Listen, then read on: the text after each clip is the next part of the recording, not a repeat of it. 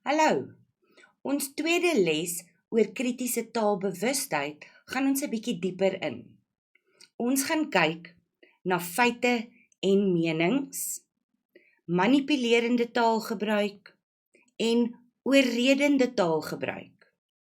Julle leer sommer 'n lekker paar nuwe Afrikaanse woorde vandag. Kom ons begin by feite. Feite are facts. Dit is 'n stelling wat bewys kan word. Dit is die waarheid. So this is important to remember. It is a fact that we can prove by using statistics, or we have evidence and we can actually prove it as being the truth. Reg.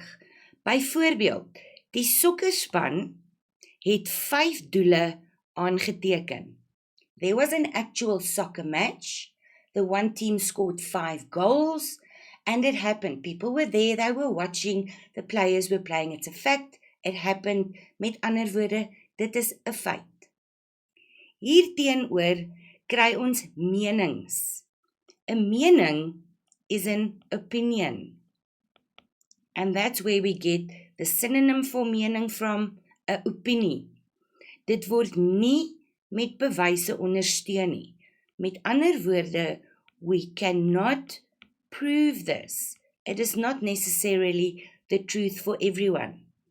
For example, wiskunde is die moeilikste vak op skool. Maths, to me, is a very difficult subject. So my opinion would be that maths is the most difficult subject at school.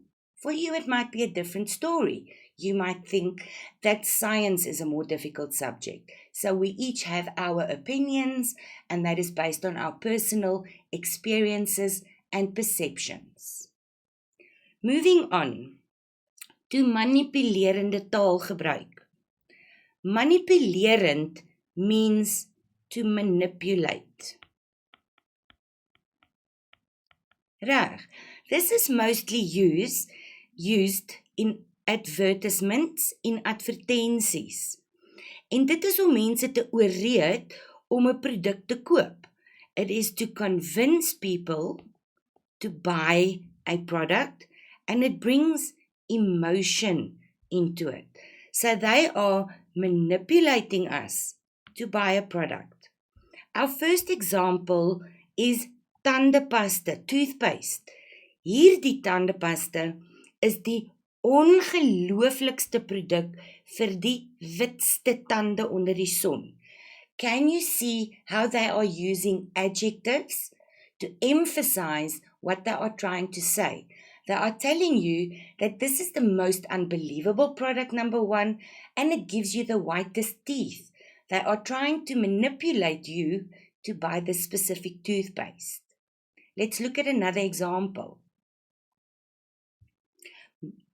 As jy Old Spice gebruik, is jy 'n man. You're a man.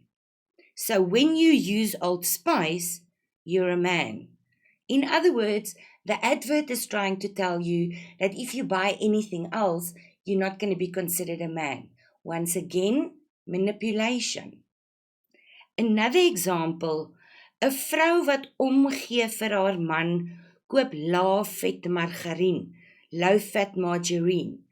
So, women or wives, if you care about your man, then you are going to buy low-fat margarine because you're looking after their health. So once again, manipulation to try and get you to buy a specific product. On the other end of this, kry ons oorredende taalgebruik. Nou, om iemand te oorreed, beteken to convince someone.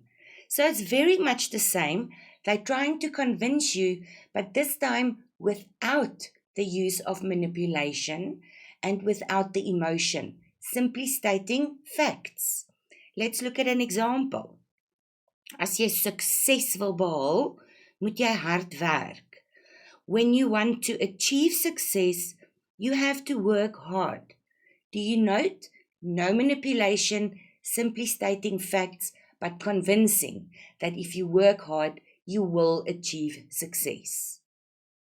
Another example, spaar vandag en belê so in jou toekoms. Belê means to invest.